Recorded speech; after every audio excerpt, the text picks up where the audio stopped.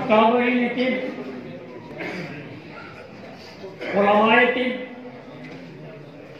اور طب کے میرے ہم سفر ساتھیوں، السلام علیکم۔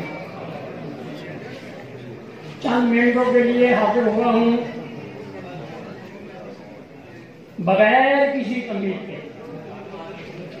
اپنی بات آپ کی خدمت میں پہنچانا چاہتا ہوں، یہ سبق بھی ہے اور پیغام بھی۔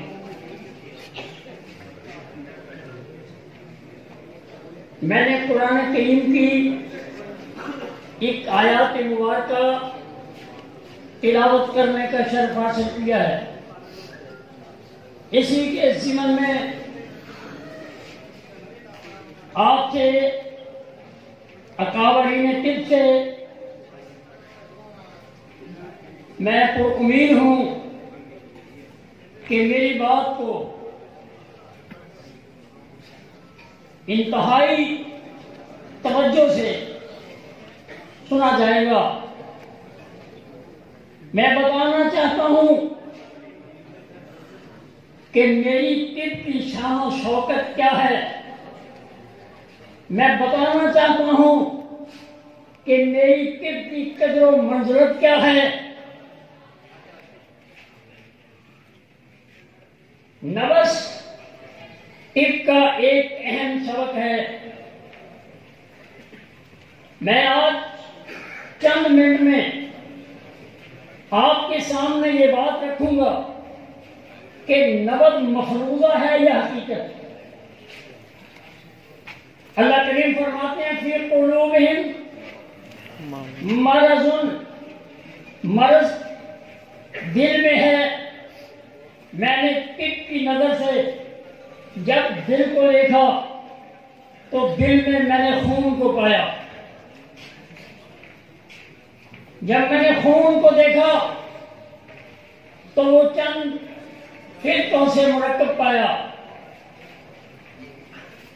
اس میں سودا ہے، اس میں سفرا ہے، اس میں برغن ہے۔ جب برغن کو دیکھا تو دماغ و اعصاب کے ساتھ اس کا تعلق جڑا۔ جب سودا کو دیکھا تو اس کا تعلق قلب و عضلات سے جڑا۔ جب سفرا کو دیکھا تو اس کا تعلق جگر و غدد سے جڑا۔ گویا مرض دل میں ہے اور دل میں خون ہے۔ خون تین چیزوں کا مرکب ہے۔ جب سودا بڑھے گا تو دل کی چال اور ہوگی۔ جب سفرا بڑھے گا دل کا پمپ کرنے کا انداز اور ہوگا۔ جب برغن بڑھے گا تو اس کا انداز اور ہوگا۔ اس کو سمجھنے کا نام حکمت اور طب ہے۔ آئیے اگلی آیات پہ غور کریں۔ اللہ کریم فرماتے ہیں فی قلوبہم مرض، اگر آپ نے اس راستے کو نہ اپنایا فزادہم اللہ مرضا، اور کسی راستے سے آپ نے علاج معالجہ کیا تو مرض بڑھتا ہی چلا جائے گا۔ یہ میری طب کی شان و شوکت ہے، اس کی سچائی ہے، یہ حقیقت ہے۔ فزادہم اللہ مرضا، مرض بڑھتا چلا جائے گا۔ وَلَهُمْ عَذَابٌ علیم، ایک دن اس طریقہ علاج کو چھوڑنے کے سبب ایک دن خوفناک کسی مرض میں آپ مبتلا ہو جائیں گے۔ اور آخری لفظ جو میں کہنا چاہتا ہوں، اللہ کریم نے پھر فرما دیا کہ ایسا کیوں ہوا، گردے فیل کیوں ہوئے، پیٹ میں پانی کیوں پڑا، کسی کے پاؤں کیوں کاٹے گئے۔ بما کانوا یکسبون، آپ نے دل سے تشخیص کرنی نہیں سیکھی، اس لیے یہ نقصان جو ہے وہ اٹھانا پڑا۔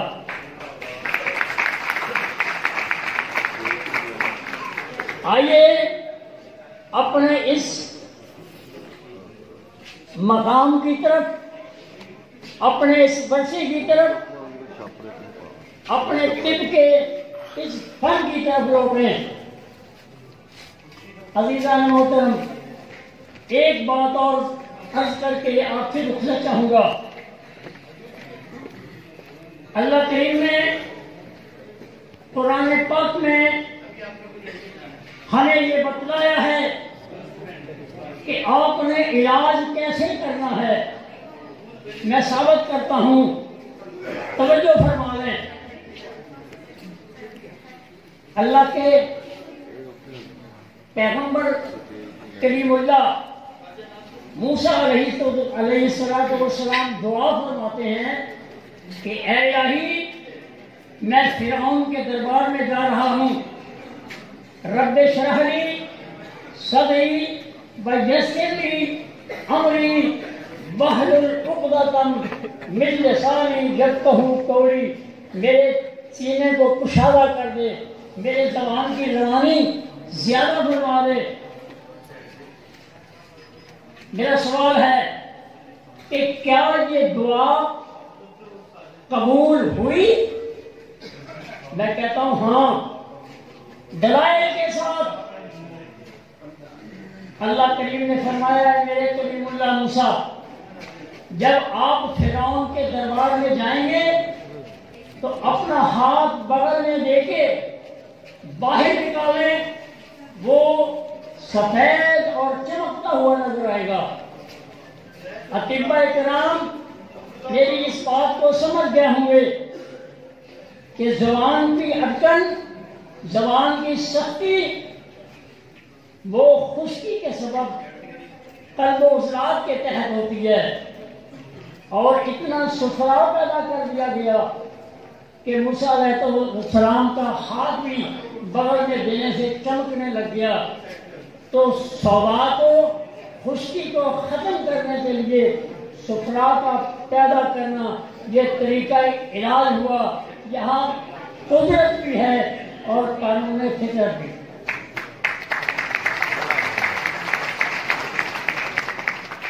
اسی طرح حضرت ایوب علیہ السلام، اب میں نے یہ خشکی کا علاج پیش کیا ہے، اب آئیے حضرت ایوب علیہ السلام اللہ کے حضور دعا فرماتے ہیں، رب انی مسنی الشیطان بنصب وعذاب، مجھے شیطان نے چھو لیا ہے، اس کے سبب میری جلد کو تکلیف ہو گئی ہے۔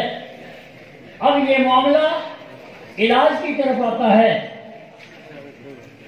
اللہ فرماتے ہیں اے میرے نبی، ارقص برجلک ھذا مغتسل بارد وشراب، اگر شیطان کی آگ کی پیداوار میں آپ کے جلد کو نقصان پہنچا دیا ہے تو آپ پیر ماریے، زمین سے جو پانی نکلے گا وہ پی بھی لیجئے اور اسے نہا بھی لیجئے، آپ کی وہ شیطان کی جو آگ ہے جس نے نقصان پہنچایا ہے اسے آپ کو شفا مل جائے گی۔ یہ قدرت بھی ہے اور قانون طب بھی۔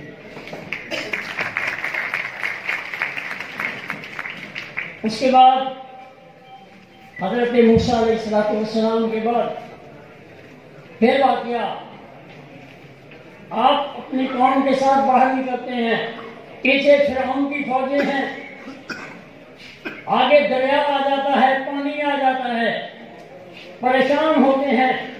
اللہ کریم فرماتے ہیں اے میرے موسیٰ پریشان مت ہو، آپ اپنے عصا کو، اپنی سوٹی کو اس پانی پہ دے مارو۔ یہ دے مارنے کا عمل جو ہے یہ قلب و عضلات کے ساتھ ہے، خشکی کے ساتھ ہے، گویا کہ پانی کو ہیئت بدلنے کے لیے یہ عصا کی جو مار ہے یہ کام آئی، اور اس میں قدرت بھی ہے اور اس میں قانون فطرت ہے۔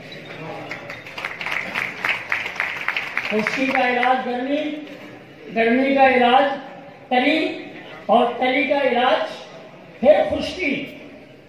مانگتے پھرتے ہیں اغیار سے مٹی کے طرف، اپنے خورشید پہ پھیلا دیے سائے ہم نے۔ عزیزان محترم، میں انہی الفاظ کے ساتھ آپ سے اجازت چاہوں گا اور پھر آپ سے کہوں گا، آخری گزارش کروں گا، شکوائے ظلمت شب سے کہیں بہتر تھا، شکوائے ظلمت شب سے کہیں بہتر تھا، اپنے حصے کی کوئی شمع جلاتے جاتے۔ اللہ آپ کو اور مجھ کو ہمیشہ ہمیشہ کے لیے اس چیز سے وابستگی اور خدمت کا اللہ کام دے دے گا۔ جی دوستو، اگر آپ کو ہماری ویڈیو اچھی لگی ہے تو ہمارے چینل کو سبسکرائب کریں، لائک کریں، شیئر کریں اور گھنٹی کا بٹن دبائیں تاکہ ہماری ہر ویڈیو جو ہے قانون طب کے مطابق آپ تک پہنچتی رہے۔ طب قانون مفرد اعضاء اور طب یونانی ایک ہی چیز ہے۔